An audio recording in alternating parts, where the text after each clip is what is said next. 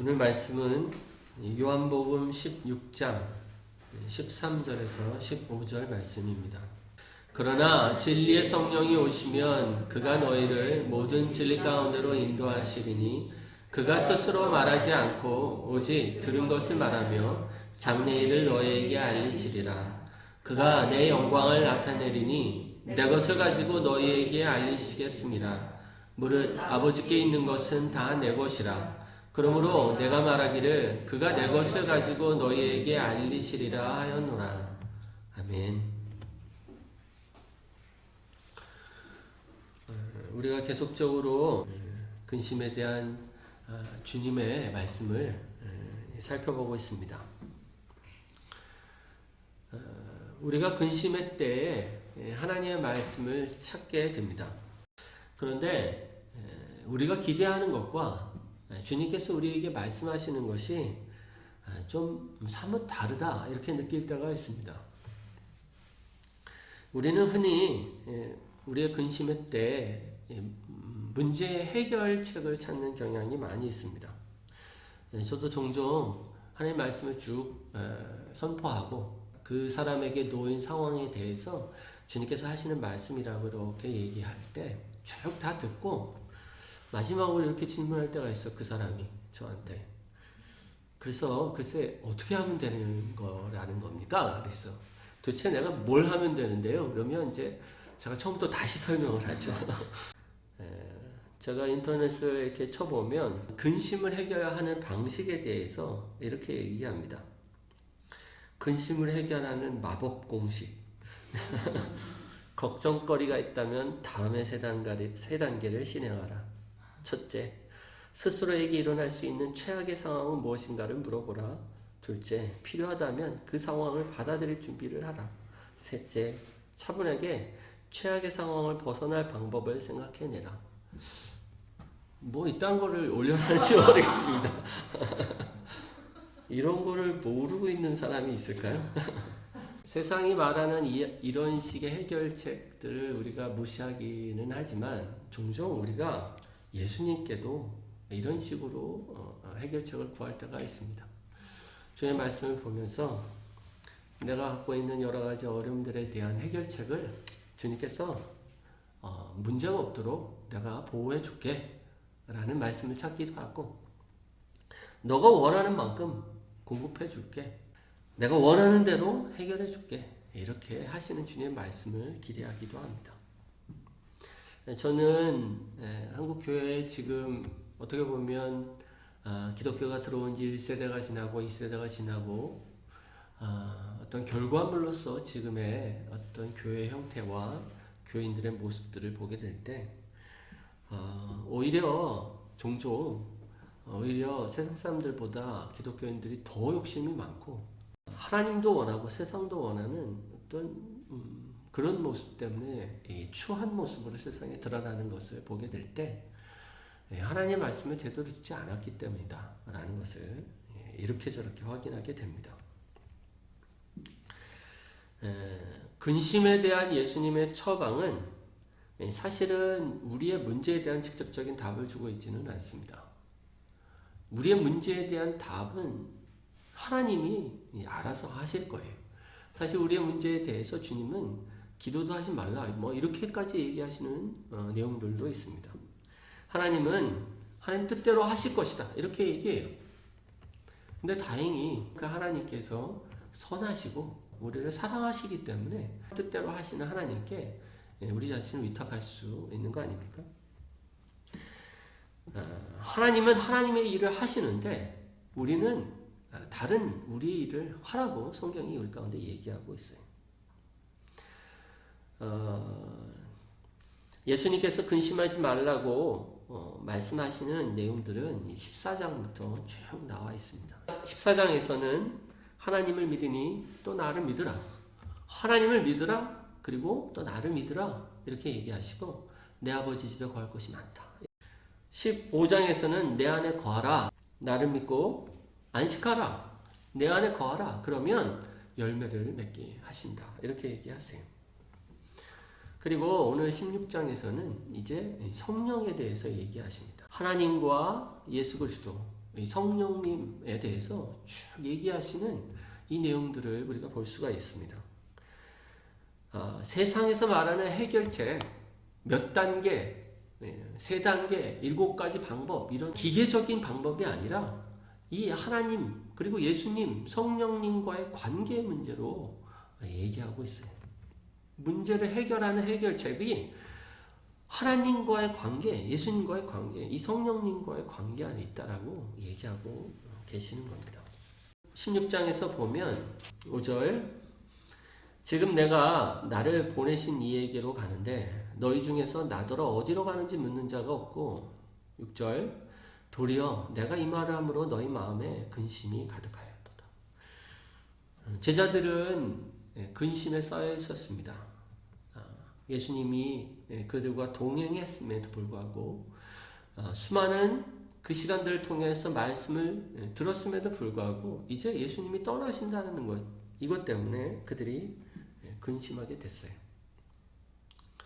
그때 예수님은 한 가지 약속을 하시죠. 보혜사 성령님을 너에게 보내주겠다라고 약속을 하세요.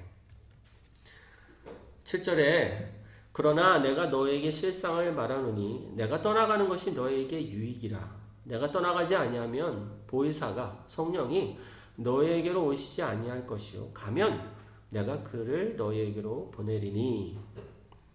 이렇게 성령을 보내주시겠다고 약속하십니다. 그리고 성령을 보내주시는 것이 너에게 더 유익하다. 이렇게 말씀하고 계세요. 13절에 그러나 진리의 성령이 오시면, 이렇게 얘기하시면서 성령께서 오시면 우리 가운데 유익이 있다. 근데 그 유익이 두 가지인데, 첫째로 진리의 성령이 너에게 오셔서 모든 진리 가운데로 너희를 인도하실 것이다. 이렇게 얘기하세요. 또 하나, 진리의 성령이 오시면 14절에 그가 내 영광을 나타내리니. 이렇게 얘기하세요. 근심에 쌓여있는 제자들 가운데 예수님이 약속하신 이 성령이 그들을 첫째로는 진리 가운데로 인도하셔서 근심 가운데서 그들을 건지시고, 두 번째로는 영광을 나타내셔서, 그리스도의 영광을 나타내셔서 근심 가운데서 건지실 것이다. 이렇게 얘기하고 계시는 겁니다. 하나씩 살펴보겠습니다. 첫째로 그가 너희를 모든 진리 가운데로 인도하신다. 인도하신다라는 거예요. 우리를 혼자 두지 않겠다. 언제 어디서나 너희와 동행하면서 너희를 이끄실 것이다. 이렇게 얘기하고 계시는 겁니다. 제자들은 사실 위험 가운데 놓여있게 될 것이었습니다. 1절에 보면 내가 이것을 너에게 이름은 너희로 실족하지 않게 하려 함이니. 이렇게 얘기하는데, 실족이라는 단어는 상당히 무서운 단어입니다. 어원적으로 보면 배교라는 의미를 담고 있어요. 믿음에서 떠나고 그리스도로부터 떠나는 것을 얘기하고 있어요. 왜 그렇게 되냐면 2절 때문에 그렇죠. 사람들이 너희를 출교할 뿐 아니라 때가 이르면 무릇 너희를 죽이는 자가 생각하기를 이것이 하나님을 섬기는 일이라 하리라. 아주 무서운 얘기를 하시는데, 내가 떠나가면 예수님께 향했던 모든 화살이 이제 제자들에게 향하게 되는 거예요.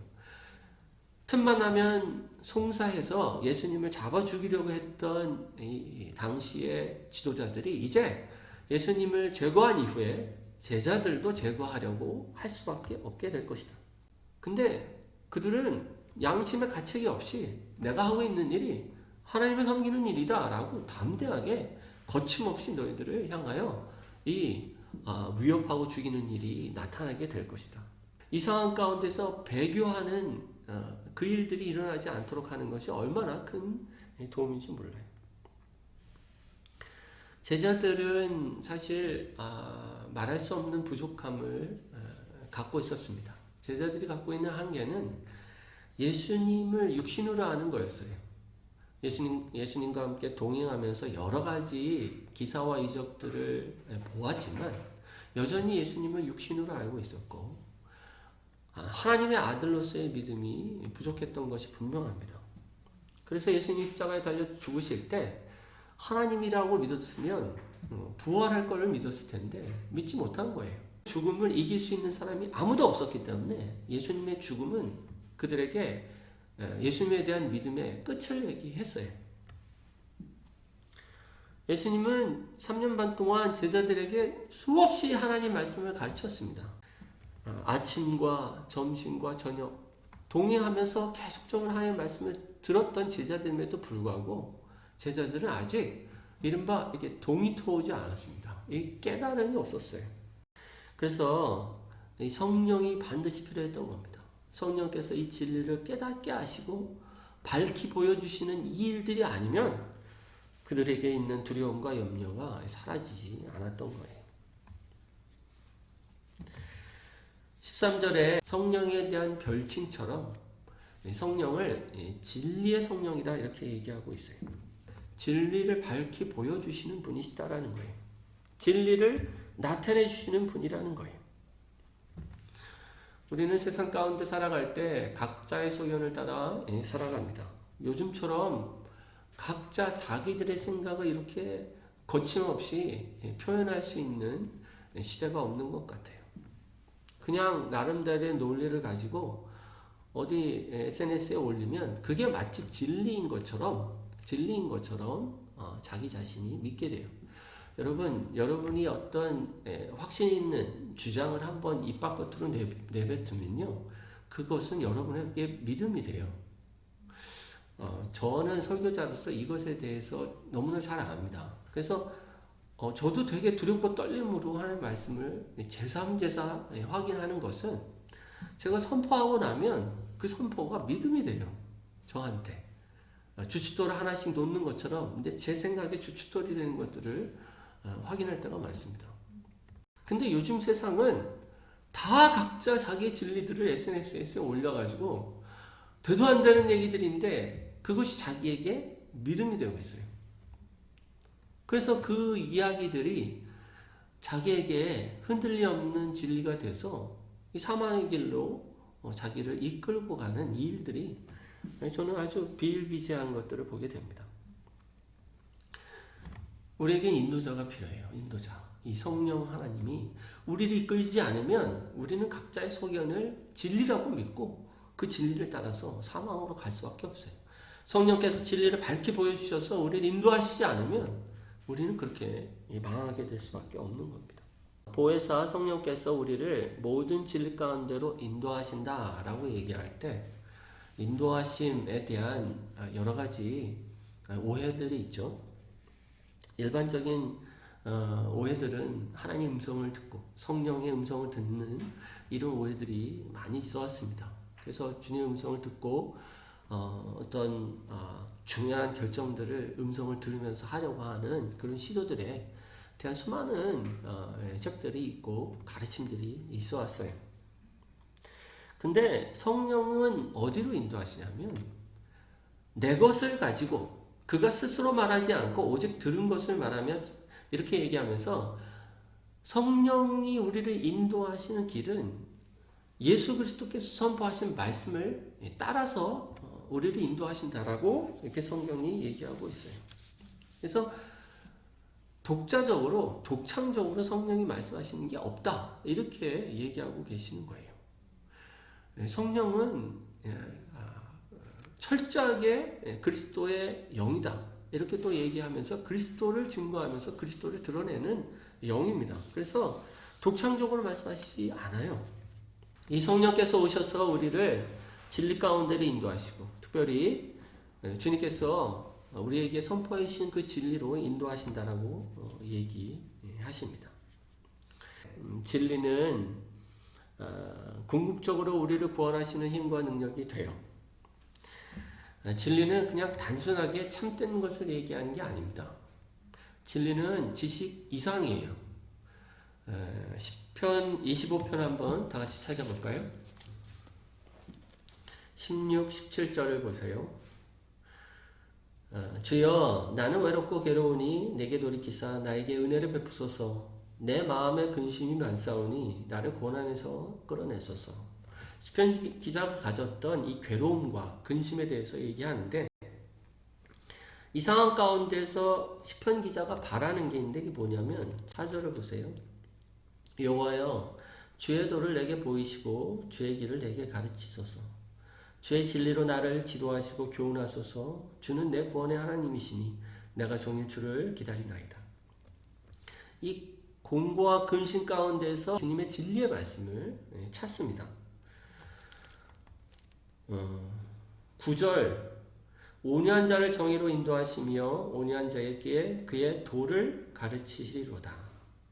14절, 여호와의 친밀하심이 그를 경외하는 자들에게 있으며 그의 언약을 그들에게 보이시리로다. 시편 기자는 모든 근심 가운데서 그 근심에 대한 직접적인 해결책을 함께 구하는 것이 아니라 하나님의 진리를 찾아요. 주님의 도를, 언약을 구하고 있습니다. 그것을 밝히 알게 해달라고 구하고 있어요. 그러니까 진리는 그냥 단순히 지식, 어떤 참된 것을 말하는 것이 아니라 그 안에 능력과 힘을 갖고 있다. 이렇게 성경이 얘기하고 있는 거예요. 하나만 더 살펴보면 시편 143편 3절 4절, 원수가 내 영혼을 핍박하며 내 생명을 땅에 엎어서 나로 죽은 지 오랜 자 같이 나를 암흑 속에 두었나이다. 그러므로 내 심령이 속에서 상하며 내 마음이 내 속에서 참담하니이다. 시편 기자가 지금 근심에 쌓여 있는 겁니다. 근데 8절에 보면 이렇게 간 거예요. 아침에 나로 하여금 주의 인자한 말씀을 듣게 하소서. 내가 주를 의뢰함이니이다. 내가 다닐 길을 알게 하소서. 내가 내 영혼을 주께 드림이니이다. 이 곤고와 근심 가운데서 시편 기자는 하나님의 말씀을 찾아요. 진리를 찾습니다. 진리가 자신을 구원할 거라고 믿었기 때문에 그래요. 진리는 생명을 얻게 합니다. 에베소서 4장 18절에 그들의 총명이 어두워지고 그들 가운데 있는 무지함과 그들의 마음이 굳어짐으로 말미암아 하나님의 생명에서 떠나 있도다, 이렇게 얘기해요. 총명이 어두워지고 무지해지고 마음이 굳어지면 어떻게 된다고요? 하나님의 생명에서 떠나게 돼요. 우리가 확신을 잃으면 생기를 잃습니다. 성령께서 우리에게 진리를 밝히 드러내지 않으면 하나님 말씀이 지겨워요. 재미가 없습니다. 흥미를 잃게 돼요. 성경이 우리 가운데 말씀하시는 이 진리의 그 생수와 같은 것을 우리가 맛보지 못하기 때문에 우리에게 생명이 주어지지 않는 거예요. 또한 하나님은 진리의 말씀을 보내셔서 우리를 구원하세요. 시편 107편 20절에 보면 그가 그의 말씀을 보내어 그들을 고치시고 위험한 지경에서 건지시는도다. 하나님께서 우리를 건지시고 고치시는 방식은 뭐냐면 하나님 말씀을 보내셔서 하신다는 거예요. 또한 진리는 우리를 속박에서 자유하게 해요. 요한복음 8장 32절에 진리를 알지니 진리가 너희를 자유케 하리라. 그래서 진리는 우리가 마귀의 그 속임, 이 속임으로부터 자유케 하게 하시고, 그래서 마귀가 위협하는 이 위협으로부터 우리를 건져내세요. 그래서 근심의 때에 우리가 해야 하는 게 뭐예요? 하나님 말씀 앞으로 가야 돼요. 하나님 말씀 앞으로. 하나님 말씀 앞으로 가서 주의 말씀이 우리 가운데 들리게 해야 되는데, 문제는 뭐냐면 우리가 우둔하고 아둔해서 하나님 말씀을 깨닫지 못해요. 그래서 성령의 도우심이 필요한 거예요. 진리를 밝히 보여주시는 진리의 영이신 이 성령의 도움을 받아 하나님 말씀을 깨닫지 못하면 진리는 여전히 닫혀있는 말씀이 될 수밖에 없게 되는 거예요. 두 번째로 근심에 대해서 예수님이 약속하신 이 성령이 일하시는 것이 무엇이냐면 그리스도의 영광을 깨닫게 하신다, 이렇게 얘기하십니다. 14절에 그가 내 영광을 나타내리니, 그리스도의 영광을 나타내신다. 그리스도의 영광을 보여주시고 깨닫게 하시고 알게 하신다. 이것이 성령 하나님의 역사다, 이렇게 얘기하고 있습니다. 성경 전체를 보면요, 근심 중에 있었던 자들 가운데 하나님의 영광을 구했던 장면들이 여러 군데가 있습니다. 모세가 이스라엘 백성들을 이끌 때 너무 이스라엘 백성들이 속을 새겼어요. 모세는 이스라엘 백성들을 이끌어 나아갈 때 자기의 실망도 있었지만 하나님도 화를 내실 정도로 정말 이스라엘 백성들이 속을 새겼습니다. 그 가운데 모세가 했던 게 뭐냐면 하나님 앞에 엎드려서 하나님의 영광을 내게 보여주십시오. 이렇게 얘기해요. 하나님의 영광을 보여주십시오. 참 아이러니한데 이 영광을 보는 것이 모세가 다시 한번 주님 뜻대로 살아가고 하나님을 따라가게 하는 그런 힘이 됐어요. 모든 근심과 이 마음의 고통을 없애주는 능력이 되게 한 거예요. 베드로가 변화산상에서 그 영광을 보았을 때 정신이 나갔습니다. 그래서 자기가 무슨 말을 하는지는 몰랐어요. 그냥 여기가 좋사오니 초막셋을 짓고 여기 사는 게 좋겠다라는 이 말할 수 없는 기쁨이 가득 찼어요. 그래서 성경은 우리 가운데 이 그리스도의 영광을 바라보도록 계속적으로 권고하고 있어요. 얼마 전에 살펴보았던 히브리서 12장 2절에도 믿음의 주여 온전하게 하시는 이인 예수를 바라보자. 그리스도의 영광을 바라보라. 이렇게 얘기하고 있는 거예요. 그리스도의 영광을 본다라고 얘기할 때 예수님의 얼굴을 떠올리는 것으로 생각하는 경우들이 있습니다. 그래서 어떤 사람은 주님을 사랑하는 마음은 알겠어요. 근데 주님의 얼굴을 보게 해주십시오. 한 번만 주님의 얼굴을 보면 좋겠습니다. 그래서 그거를 상당히 오랜 기간 정말 열심히 하나님의 얼굴을, 예수 그리스도의 얼굴을 보게 이렇게 기도하는 근데 그리스도의 영광을 본다라고 얘기할 때 무엇을 얘기하냐면요, 이 두 가지입니다. 두 가지. 하나는 성육신을 얘기하고 또 하나는 십자가를 얘기해요. 요한복음 1장 1절에 보면 요한이 이렇게 고백합니다. 태초에 말씀이 계시니라. 이 말씀이 하나님과 함께 계셨으니 이 말씀은 곧 하나님이시라. 태초부터 계셨던 예수 그리스도, 말씀 되신 예수 그리스도에 대해서 얘기한 후에 14절에 보면 말씀이 육신이 되어 우리 가운데 거하시네. 그 하나님께서 성육신하셔서 이 땅 가운데 자기를 낮추시고 오신 거예요. 우리가 그의 영광을 보니 아버지의 독생자의 영광이요 은혜와 진리가 충만하더라. 이렇게 얘기해요. 요한은 예수 그리스도 안에서 하나님의 영광을 봤어요. 그리스도의 영광이 얼마나 찬란한지, 그리스도 안에 있는 이 영광이 정말 얼마나 놀라운지를 봤는데 그 영광이 자기를 낮추신 영광이었어요. 육신을 입고 오신 영광이었습니다. 이 성육신하신 것 안에 있는 영광. 그런데 더 특별하게는 이 십자가를 통한 그리스도의 영광이 있습니다. 요한복음 12장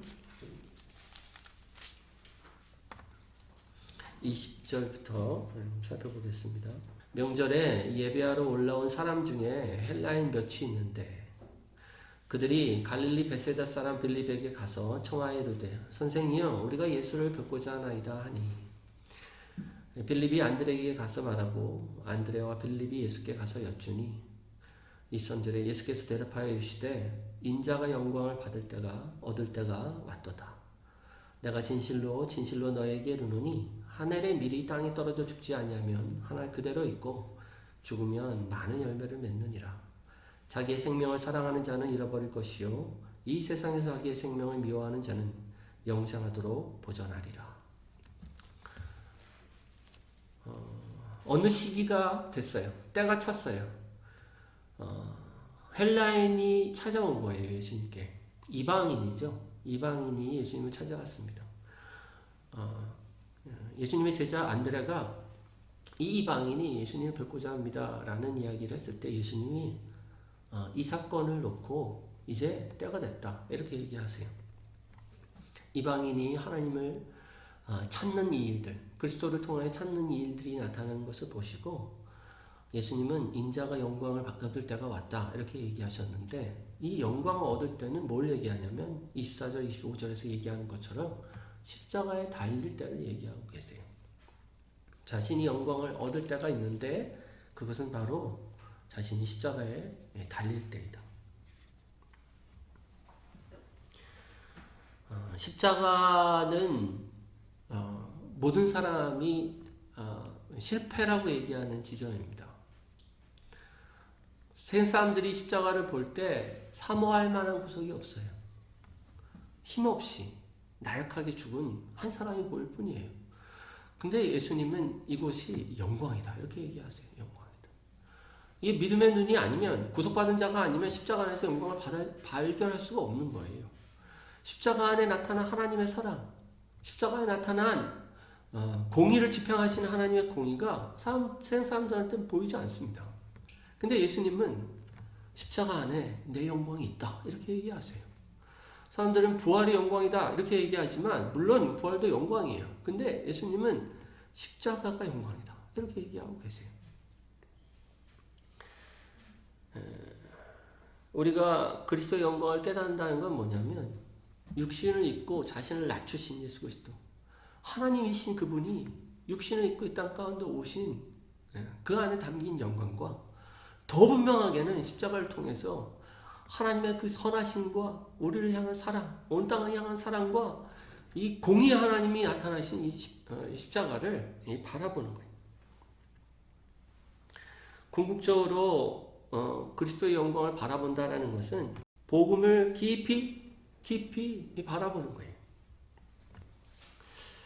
16장 13절 후반부에 진리의 성령께서 오시며 하시는 일들 중에 장래일을 너에게 알리시리라 이렇게 얘기하시는데, 장래일은 그냥 앞날을 얘기하는 게 아니라 십자가 사건을 얘기하고 있습니다. 예수님 앞에서 일어날 일들, 곧 십자가의 죽음과 부활과 이 승천과 이 일들이 무엇을 얘기하는지를 깨닫게 하실 것이다. 지금까지는 너희가 이것을 깨닫지 못하니까 두려워하고 예수님의 죽음 때문에 낙심하고 흩어지겠지만, 너희들이 나중에는 성령께서 오시면 이것이 무엇을 의미하는지 깨닫게 해 주실 것이다 이렇게 얘기하고 있어요. 이 복음을 깊이 깨닫게 하시는 성령의 일, 이 복음을 통하여 그리스도가 얼마나 영광스러운 분이신지를 깨닫게 하시는 일, 일들로 그들의 근심을 이렇게 가져가시겠다 이렇게 얘기하는 겁니다. 우리가 그리스도의 영광을 본다라는 건 이 복음의 진리를 십자가를 통하여 보는 거예요. 제가 여러 번 얘기하지만 구원받은 자들이 근심에 쌓이는 이유는 이 십자가가 보이지 않는 겁니다. 구원의 일들이 잘 보이지 않는 거예요. 이것이 생기 있게 생명으로 느껴지지 않기 때문에 그런 거예요. 그러니 그리스도 안에 거한다? 이런 것도 불가능하죠. 우리는 다른 진리 안에서 해결책을 찾으면 안 됩니다. 뭔가 새로운 진리가 이 문제를 해결할 거라고 생각하면 안 돼요. 이른바 이제 광신도들이라고 얘기하는 그런 사람들은 복음의 진리는 초보이고 더 나은 진리를 찾지 않으면 이 문제들이 해결되지 않을 것처럼 생각해요. 근데 복음 안에 나타난 해결책이 다른 해결책보다 훨씬 능력이 있습니다. 다른 해결책은 작은 해결책이에요. 성경에서 도움이 되는 여러 가지 해결책이 있어요. 잠언이나 전도서나 우리 가운데 실질적으로 도움이 주는 해법이 되는 이야기들이 있지만 이 복음의 해법과 비교할 수가 없어요. 비교할 수 없습니다. 우리가 근심 가운데 있을 때 우리가 이 그리스도의 영광 앞으로 나아가 그리스도의 영광을 십자가 안에서 바라봐야 합니다. 이 확신을 얻을 때에야 우리는 우리의 근심이 저만큼 사라지는 것을 발견하게 될 거예요. 믿음의 주요 온전케 하시는 이인 예수를 바라보자. 영광 가운데 계신 예수를 바라보는 겁니다. 환난과 근심의 때에 어떤 특징이 있다고 생각하는데요. 이 시기의 특징은 뭐냐면 죄 짓는 걸 두려워할 수밖에 없는 특징이 있습니다. 왜 그러냐면 근심의 때, 위협의 때 죄를 짓는 건 사실 주님과의 끈이 끊어지는 것처럼 느껴지는 거예요. 그래서 죄는 거의 죽음에 가깝습니다. 살 길이 없어요. 그래서 우리가 죄 가운데 있으면 성령은 성령이에요. 거룩한 영이라 우리가 죄 가운데 있으면 성령의 작용도 약화될 수밖에 없어요. 성령이 우리를 이끄셔서 진리를 보여주시는 것이 약화될 수밖에 없기 때문에 우리가 환난과 근심할 때 우리 자신의 죄를 들여다보는 것이 자연스러운 일이고 그렇게 될 수밖에 없어요. 그래서 우리 죄를 들여다보고 회개하면서 주님의 은총을 구하는 일들이 일어나는 겁니다.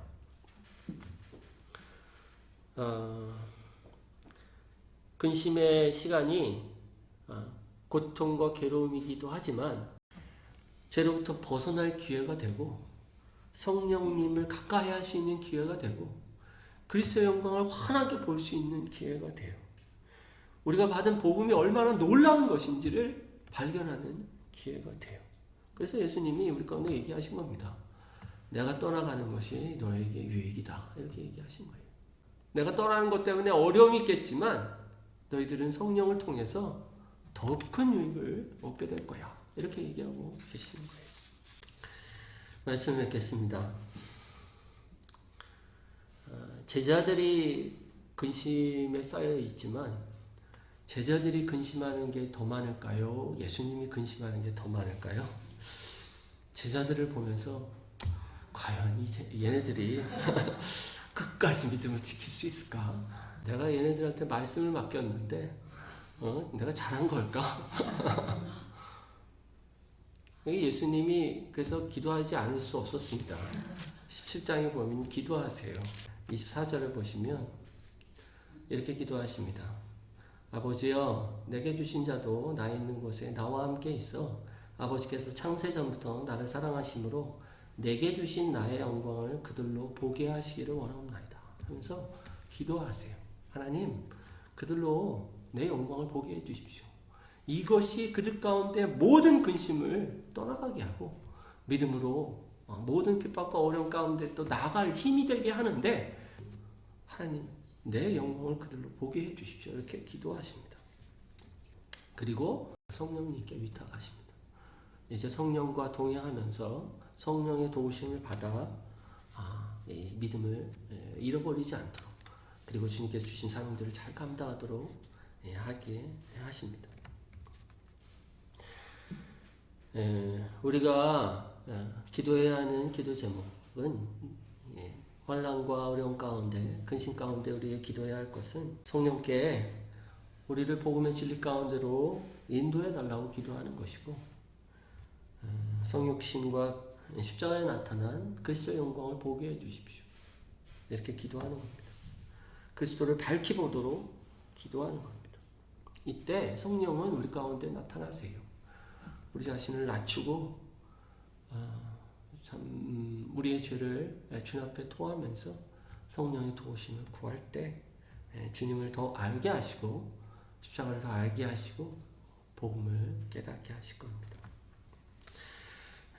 그렇게 나아가시는 우리 모두가 되시기를 주의 이름으로 축원합니다.